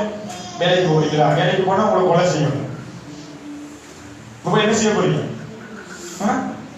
பீச்சுக்கு போறீங்களா? தியேட்டருக்கு போறீங்களா? வீட்டுல உட்கார்ந்து என்ன செய்வீங்க? ஊழெல்லாம் என்ன சொல்லுவாங்க கிழத்துல எல்லாத்தையும் உட்கார்ந்து இருந்து ட்ரிங்க்ஸ் போட்டு எல்லாம் கழுவிக்கிட்டு இருப்பீங்க. தேவையில்லாத காரியம், தேவையில்லாத விஷயங்களும் டைம் ஸ்பெண்ட் பண்ணிக்கிட்டு அதெல்லாம் நாளைக்கு வச்சுக்கிறேன். இது கர்த்தருடைய நாள். அவருடைய சமூகத்துல இருந்து உட்கார்ந்து காலையில எழுந்து அவரை தேட, ஜெபிக்க, ஸ்தோத்திரம் பண்ண, துதிக்க நம்ம பழக வேண்டும். 102 சொல்லுகிறது. அப்ப சொல்றோம், அவர் வாசத்துதியோடு வருவார். கர்த்தர் நல்லவர், அவருடைய கிருபை என்றும் உள்ளது, அவருடைய உண்மை தலைமுறை தலைமுறைக்கும் உள்ளது. அப்ப தேவனை நாம் என்ன செய்யணுமா? இந்த பகுதி சொல்லு, துதிக்கணும், ஆராதனை செய்யணும், அவரை ஸ்தோத்திரம் பண்ணணும், அவர் வாசல்கள துதியோட புகழ்ச்சியோட வரணும். இந்த துதிக்க முடியாம, ஆராதனை செய்ய முடியாம, தேவ சமூகத்துல வந்து உட்கார முடியாம, கையை உயர்த்த முடியாது, நன்றி செலுத்த முடியாது, இப்படி எல்லாம் பிரச்சனையோட நிறைய பேர் இங்க உட்கார்ந்து இருக்கீங்க. இருக்குதானே? ரைட். சரி, இப்ப இந்த மேல நான் ஒரு 13 காரியத்தை நான் சொன்னேன். முதலாவது மகிழ்ச்சி, இரண்டாவது மனமகிழ்ச்சி, மூன்றாவது ஆனந்த மகிழ்ச்சி, நாலாவது பரிசுத்தம், ஐந்தாவது பரிசுத்தம் பர்வதமாகிய சீயோனிலே பரிசுத்தம் உண்டு, ஆறாவது பரிசுத்த அலங்காரம், ஏழாவது மகிமையின் கனமும் அங்கே இருக்கும், எட்டாவது கர்த்தர் அங்கே பேசுகிற காரியம் அங்கே காணப்படும் தேவனுடைய சமூகத்துல, ஒன்பதாவது தேவனுடைய ஆலயத்துல சமாதானம் இருக்கும், அந்த ஆலயத்துல மகிழ்ச்சி காணப்படும், பத்தாவது தேவனுடைய ஆலயத்துல மகிமையும் ஐஸ்வர்யம் அங்கே நிறைவாய் காணப்படும், 11வது அங்க துதி இன்பமும் அங்கே உண்டாயிருக்கும், 12வது சீயோனில் இருந்து கர்த்தர் ஆசீர்வாதம் என்று வாக்கு பண்ணியிருக்கிறாரு, 13வது ஆசீர்வாதத்தை பெற்ற நானும் நீங்களும் அவரை துதிக்க வேண்டும். இந்த ஆசீர்வாதம், ஆனந்தம், இந்த துதி, இந்த ஸ்தோத்திரம் உங்களிடத்துல காணப்படாவிட்டால் நீங்க ஒரு கட்டில இருக்கிறீங்க. உங்களை என்ன செஞ்சிருக்கான் பிசாசு?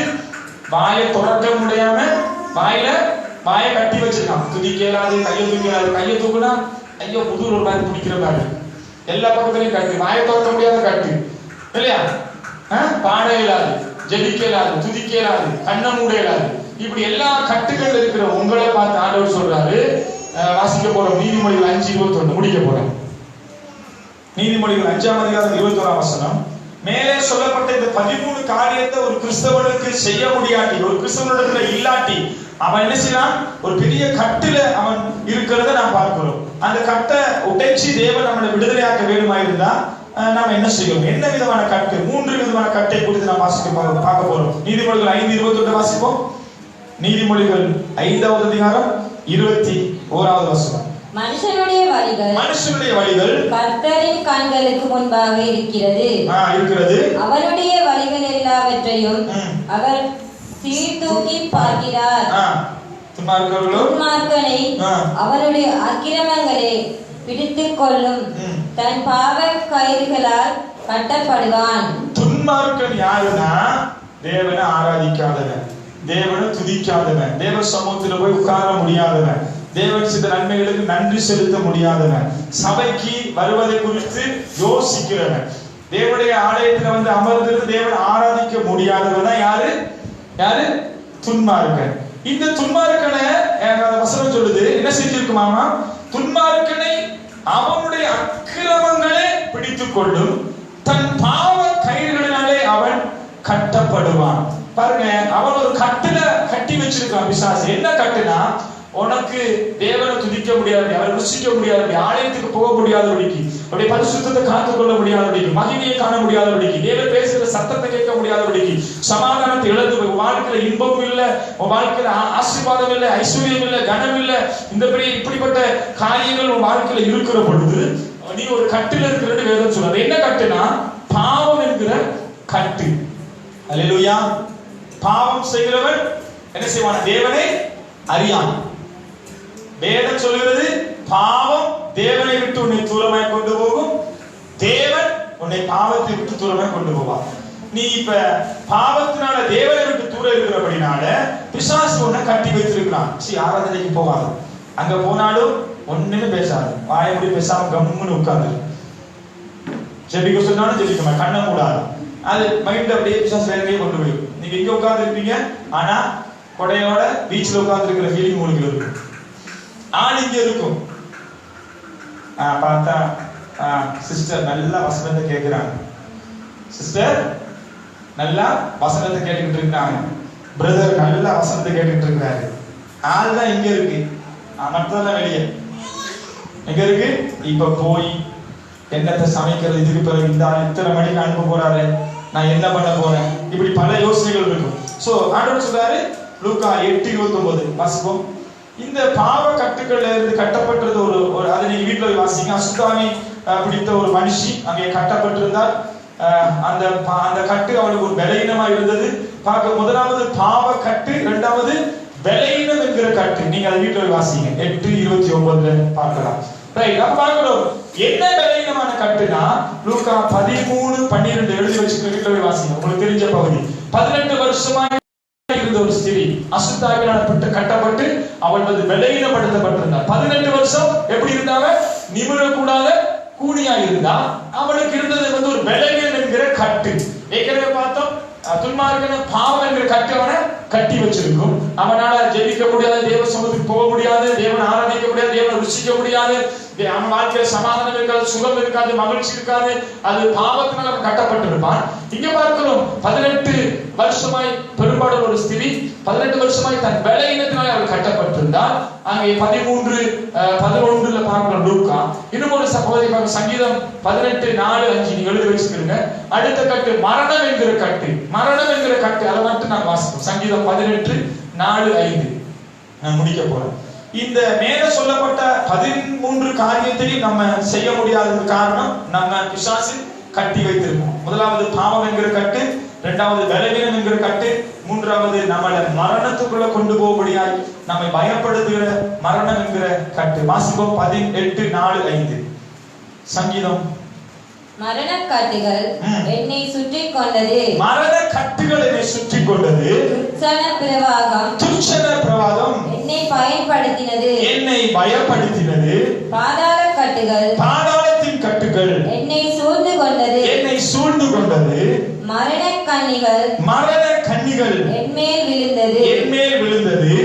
எனக்கு உண்டான நெருக்கத்திலே கர்த்தரை நோக்கி கூப்பிட்டு என் தேவனே நோக்கி அபயமிட்டேன். என் தேவனை நோக்கி அபயமிட்டேன். தமது ஆலயத்திலே இருந்து என் சத்தத்தை கேட்டார். என் கூப்பிடுதல் அவர் சந்நிதியிலே போய் அவர் செடிகளிலே ஏறிற்று. ஆண்டவர் எங்க இருக்காரு? அவர் ஆலயத்தில் இருக்கிறாரு. நீ ஆலயத்துல வந்து உனக்கு இருக்கிற இந்த கட்டு, அந்த கட்டு, அந்த பிரச்சனை, இந்த பிரச்சனை என்று சொல்லி நீ என்ன செய்ய போற? என் பலனாகி கர்த்தாவே உங்களை அன்பு கூறுகிறேன், நான் கர்த்தர் கண்மலை வச்சு கோட்டை மரங்கள் சொல்லி துதிக்கு பார்த்து சொல்ல, என் மரண கட்டுகள் என்னை சூழ்ந்திருக்கு கொண்டது, துப்பிரசவம் என்னை பயன்படுத்தினது, பாதாளத்திலே என்னை கண்ணிக்கு என்மேல் விழுந்தது. இத்தனை பிரச்சனைக்கு மத்தியில நீ வாழ்ந்துகிட்டு இருக்கிற, ஆனா நீ தேவனை கூப்பிட மாட்டேன், சபைக்கு வர மாட்டேன். உன் வாழ்க்கையில எல்லா கட்டு இருக்கு. சமாதானம் இல்ல, நிம்மதி இல்ல, சுகம் இல்ல, வேலை இல்ல, வருமானம் இல்ல, வீடு இல்ல, பரிசுத்தம் இல்ல, தேவனுக்கு பயப்படுற பயம் இல்ல, ராத்திரி முழுக்க பயமும் வேதனையும் கண்ணீரும் துக்கமும் சஞ்சலமும் வேதனையுமா வாழ்ந்துகிட்டு இருக்கிற இப்படிப்பட்ட கட்டுல நீ இருக்கிற நீ, ஆண்டவர் சொல்றாரு, தாவீது சொல்றான், இத்தனை கட்டு இருக்கிற பொழுது எனக்கு உண்டான நெருக்கத்திலே கர்த்தரை நோக்கி நான் கூப்பிட்டேன், என் தேவனை நோக்கி நான் அபாயமிட்டேன். அவர் தமது ஆலயத்தில் இருந்து என் சத்தத்தை கேட்டார். நான் கூப்பிடுதல் சத்தம் அவர் செடியில போய் என்ன செஞ்சா? நீ கூப்பிடுறியா? இத்தனை பிரச்சனை வாழ்க்கையில இருக்கு, தலை தூக்க முடியதில்லை, எல்லா பக்கத்திலையும் நெருக்கம், எல்லா பக்கத்திலையும் நீ தூக்கி வீசப்பட்டிருக்கிற, எல்லாருக்கும் முன்னுக்கு நீ தலை குனிச்சிருக்கிற, உன் வாழ்க்கையில வேதனை துக்கமும் சஞ்சலமா நீ வாழ்ந்து கொண்டிருக்கிற பொழுது, இத்தனை நெருக்கத்துல இத்தனை கட்டுகள்ல பாவத்துல நீ மூழ்கி கிடக்கிற பொழுது, நீ தேவனுடைய ஆலயத்துல வந்து தேவனை நோக்கி நீ கூப்பிடுகிற பொழுது ஆண்டவர் சொல்றார், உன் சத்தத்தை நான் கேட்பேன், உன் சத்தம் என் காதுகளுக்கு வந்து எட்டும், என் செவிகளுக்கு வரும், அப்புறம் நான் என்ன பண்ணுவேன்? உனக்காக நான் யுத்தம் பண்ணுவேன். இன்றைக்கு இத்தனை பிரச்சனைகளுக்குள்ள வாழ்ந்துகிட்டு இருக்கிற நானும் நீங்களும், ஆண்டவர் நம்ம பார்த்து சொல்றாரு, ஆண்டவர் நம்மை பார்த்து சொல்ற ஒரே ஒரு விஷயம், ஆண்டவரே கண்களை மூடி ஆண்டவருடைய சமூகத்தில் நம்ம ஸ்தோத்திரம். நன்றி ஆவியானவரே, நன்றி தகப்பனே, ஆண்டவருடைய வார்த்தை தெளிவாய் நமக்கு கற்றுக் கொடுத்தது. எதற்கு நாம் தேவனுடைய ஆலயத்துக்கு போக வேண்டும், தேவனுடைய ஆலயத்தில் என்ன உண்டு, தேவனுடைய ஆலயத்தில் போவதனாலே நமக்கு என்ன கிடைக்கிறது, தேவனுடைய ஆலயத்துக்கு நாம் எப்படி போக வேண்டும், அங்கே போகிற பொழுது தேவன் நம்மை என்னென்ன காரியத்துக்கு நம்மை ஆசீர்வதிக்கிறார், எல்லாவற்றையும் நாம் தெளிவாக வேதத்தின் வார்த்தைகள் ஆதாரப்பூர்வமாக தியானித்தோம். இத்தனை காரியத்தை நாம் எழுந்து போவதற்கான காரணம் என்ன? நம்ம வாழ்க்கையில் இருக்கிற கட்டுக்கள். முதலாவது பாவம் என்கிற கட்டு, இரண்டாவது விலையினம் என்கிற கட்டு, மூன்றாவது நன்றி தகப்பனே, நன்றி இயேசுவே, நன்றி ஆவியானவரே, நன்றி இயேசுவே, உமக்கு நன்றி. நன்றியோடு துதிக்கிறோம் சுவாமி. ஆண்டவரே, தேவனுடைய ஆலயத்துக்கு போவார்கள் என்று சொன்ன பொழுது தாவீது என்கிற பக்தன் மகிழ்ச்சியோடு கூட கடந்து போன வேதம் சொல்கிறது. இந்த காலை வேளையில நீனும் நானும் நீங்களும் தேவனுடைய ஆலயத்துக்கு போவதற்கு எப்படி வாழ்க்கையிலே நாம் விரும்புகிறோம்? அப்படி ஆலயத்துக்கு போய் இருக்கிற பொழுது வாழ்க்கையில நாம் எப்படி தேவனை ஆராதனை செய்கிறோம்? நம்மை நாம் சோதித்து பார்ப்போம். கேட்ட வார்த்தைகளின்படி தேவனுடைய பிரசன்னத்திலே நாம் நிற்கிற பொழுது ஆண்டவரை பார்த்து நாம் சொல்ல போகிறோம், ஆவியானவரே, இதோ தகப்பனே, என் வாழ்க்கையில தகப்பனே, உம்மை நான் நேசிக்கிறேன் ஆண்டவரே. ஆண்டவரே, என் வாழ்க்கையில தகப்பனே, நான் உம்மை நேசிக்கிறேன் என்பதற்கு ஒரே ஒரு காரியம், உங்களுடைய ஆலயத்தில் வந்து அமர்ந்திருப்பதுதான் சுவாமி. ஆண்டவரே, உங்களுடைய ஆலயத்துக்கு வர முடியாதபடி தடைகளோடு காணப்படுகிற ஒரு மனுஷன் பாவ கட்டுகளிலே அவன் கட்டப்பட்டிருக்கிறான். அவன் விலையினத்திலே இருக்கிறான். மரண துட்பிரயோகம் அவனை சூழ்ந்து கொண்டிருக்கிறது. அவன் பாதாளத்தில் கட்டுகளால் அவன் கட்டப்பட்டிருக்கிறான். அப்படிப்பட்ட நெருக்கத்திலும் அவன் உம்மை நோக்கி கூப்பிடுவானால் நீர் சொல்லுகிறீர், அவனுடைய சத்தத்தை நான் என்னுடைய ஆலயத்திலிருந்து கேட்பேன், நான் அவனுக்கு மறு உத்தரவு கொடுப்பேன், நான் அவனை விடுவிப்பேன் என்று சொன்ன வார்த்தைகளின்படி காலை வேளையிலே கண்களை மூடி வீசி நாம் தலைகளை தாழ்த்தி எழுந்திருப்போம். ஆண்டவரை பார்த்து சொல்ல போகிறோம், ஆண்டவரே, என் வாழ்க்கையில் தகப்பனே, என்னால் ஆராதனைக்கு போக முடியாமல் இருக்கிறது. ஆண்டவருடைய பிரசன்னத்தில் வந்து அமர முடியாமல் இருக்கிறது. ஆண்டவருடைய பரிசுத்தத்தை என்னால் காத்துக்கொள்ள முடியாமல் இருக்கிறது. என் வாழ்க்கையில எந்த சமாதானமுமே இல்லை. என் வாழ்க்கையில மகிழ்ச்சியே எனக்கு இல்லை ஆண்டவரே. எப்பொழுதும் வேதனையும் துக்கமாய் காணப்படுகிறது. என் வாழ்க்கையில எந்த ஐஸ்வர்யமும் கனமும் இல்லை ஆண்டவரே. நீங்க சொன்னீங்க ஆண்டவரே, உங்க ஆலயத்துல தான் எல்லா ஐஸ்வர்யமும் கனமும் இருக்கிறது. அங்கதான் ஆண்டவர் எல்லாமே இருக்கிறது. நான் அங்க வந்து அமர்ந்திருந்து உம்மை ஆராதித்து தொழுது கொள்கிற பொழுது என் ஆண்டவராக நீர் அவன் எல்லாம் எனக்கு தருவேன் என்று வாக்கு பண்ணினீங்க சுவாமி. பேதுரு, சீமோன் பேதுரு அங்கே பார்த்து வெள்ளியும் பொண்ணும் இடத்திலே இல்லை, இயேசு என்கிற நாமத்தினால் எழுப்பி நட என்று சொன்ன பொழுது அவன் எழுப்பி நடந்தான். ஆனபடியால் ஆண்டவர் நம்மை பார்த்து சொல்கிறார், எல்லா வெள்ளிக்கும் பொண்ணுக்கும் அவர்தான். ஆனால் முதலாவது அவரிடத்தில் எழுந்து நடந்து வர வேண்டும். அவருடைய சமூகத்துக்கு வர வேண்டும். தேவனுடைய ஆலயத்துக்கு வர வேண்டும். தேவனுடைய ஆலயத்திலே வந்து அமர்ந்திருக்க வேண்டும். அந்நாளை போல வெறித்திருக்க வேண்டும். ஆண்டவரே, நீர் என்னை ஆசீர்வதிக்காவிட்டால் நான் அதை போக விடேன் என்று யாக்கோபு என்கிற பக்தன் ஆண்டவரை பிடித்துக் கொண்டார். கர்த்தர் அவனை ஆசீர்வதித்தார். யாபேஸ் என்கிற மனிதன் அவனை பார்த்து சொன்னார், ஆண்டவரை பார்த்து, ஆண்டவரே, நீர் என்னை ஆசீர்வதி, என் எல்லையை பெரிதாக்கும், தீங்கு என்னை தொடாதபடிக்கு ஆண்டவரே என்னை காத்தருளும் என்று சொல்லப்படுது. வேதம் சொல்லுது, அவன் வேண்டிக் கொண்டது தேவன் அவனுக்கு அருளினார் என்று சொல்லி. இந்த காலை வேளையிலே நீ ஆண்டவரை பார்த்து சொல்லு, உன் சத்தத்தை உயர்த்தி ஒரு 2 நிமிஷம், ஆண்டவரே, நான் தீர்மானிக்கிறேன், ஆண்டவரே, தீர்மானங்களை எடுக்கிறேன், என்னோடு பேசு, என்னோடு இடைபெறும், என்னை தொடு, என் ஆண்டவருடைய பிரசன்னத்திலே என்னை ஒப்புக் கொடுக்கிறேன்னு சொல்லி கண்களை மூடி நீங்க தேவனுக்கு நேராக உங்களை ஒப்புக் கொடுக்கிற பொழுது தேவன் உங்களை இந்த காலை வேளையிலே ஆசீர்வதிப்பார். உங்க சத்தத்தை அவர் தன்னுடைய ஆலயத்திலிருந்து கேட்பார். அவர் தன்னுடைய ஆலயத்திலிருந்து உங்களை கேட்டு உங்களை மறு உத்தரவு கொடுப்பார். கண்களை மூடி தேவனுக்கு ஒப்புக் கொடுப்போம். நன்றி சுவாமி, நன்றி ஆண்டவரே, நன்றி இயேசுவே, உமக்கு ஸ்தோத்திரம். நன்றி ஆவியானவரே. பாதவி பிரசன்ஸ் சொல்றான். ஆண்டவரை பார்த்து சொல்ல போகிறோம், ஆண்டவரே, உம்மை நான் நேசிக்கிறேன் ஆண்டவரே. ஆண்டவரே, இதுவரை ஆண்டவரே உம்மை நான் நேசிக்காத ஒரு மனுஷனாக இருக்கேன்.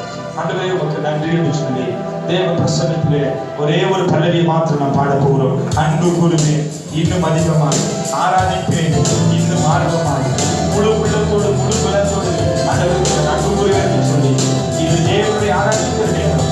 ஒப்புக்கொடுக்க ஒரு 2 நிமிஷம் இந்த பல்லவியை பாடி ஒப்புக்கொடுத்து ஆசீர்வதித்து நான் ஜெபத்தோடு கூட நான் கடந்து போக போகிறோம். சோதரத்தோடு கூட பாடலாம். நன்றி செலுத்தி அன்பு கூறுவேன், இன்னும் அதிகமாய் ஆராதிப்பேன், இன்னும் ஆர்வமாய் அன்பு கூறுவேன், இன்னும் அதிகமாய்